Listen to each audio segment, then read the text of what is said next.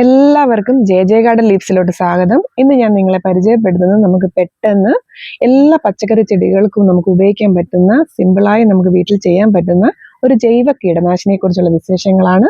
അപ്പം നമുക്ക് വീഡിയോയിലേക്ക് പോകാം. ഈ ജൈവ കീടനാശിനി തയ്യാറാക്കുന്നതിന് നമുക്ക് ആവശ്യമായിട്ടുള്ളത് 1 ലിറ്റർ വെള്ളം, വേപ്പെണ്ണ, സ്പ്രേയർ, 1 രൂപയുടെ ഒരു ഷാമ്പു ആണ് ഞാൻ ഇവിടെ ഉപയോഗിച്ചിരിക്കുന്നത്. ഏത് ഷാമ്പു വേണമെങ്കിലും നമുക്ക് ഉപയോഗിക്കാം. ഇപ്പൊ ഇതെങ്ങനെയാണ് തയ്യാറാക്കുന്നതെന്ന് നമുക്ക് നോക്കാം. ഇത് തയ്യാറാക്കുന്നതിന് 5 ml വേപ്പെണ്ണ, 2 ml ഷാമ്പു. ഈ 1 രൂപയുടെ പാക്കറ്റ് 5 ml 5.5 ml ആണ് വരുന്നത്. അപ്പൊ നമുക്ക് 1 ലിറ്റർ വെള്ളത്തിന് ഇതിന്റെ പകുതിയുടെ ആവശ്യമേ ഉള്ളൂ. അപ്പൊ നമുക്ക് ഇത് എങ്ങനെയാണ് ഉപയോഗിക്കുന്നത് നോക്കാം.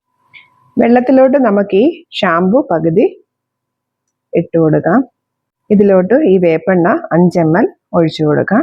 നല്ലപോലെ മിക്സ് ചെയ്ത് 1/2 മണിക്കൂർ ഇത് നമ്മൾ വെച്ചിട്ട് മാത്രമേ നമ്മുടെ പച്ചക്കറിക്കെല്ലാം ഉപയോഗിക്കാവൂ. ഏത് ജൈവ കീടനാശിനികൾ തയ്യാറാക്കിയാലും 1/2 മണിക്കൂർ വെച്ചതിന് ശേഷം മാത്രമേ നമ്മൾ ഉപയോഗിക്കാവൂ. ആ സമയം കൊണ്ട് അതെല്ലാം അതിൽ ലയിച്ച് ചേരാൻ വേണ്ടിയിട്ടാണ് നമ്മൾ 1/2 മണിക്കൂർ ഇതിന് വെച്ചേക്കുന്നത്. 1/2 മണിക്കൂറിന് ശേഷം ഇത് നല്ലപോലെ അരിച്ച് ഈ സ്പ്രേയറിനകത്തോട്ട് ഒഴിച്ചു കൊടുക്കുക. ഇതിവിടെ ഞാൻ അരിച്ച് വെച്ചേക്കുന്നതാണ്. ഇനി നമുക്കിത് ചെടികൾക്ക് എങ്ങനെ ഉപയോഗിക്കുന്നതെന്ന് കണ്ടു നോക്കാം.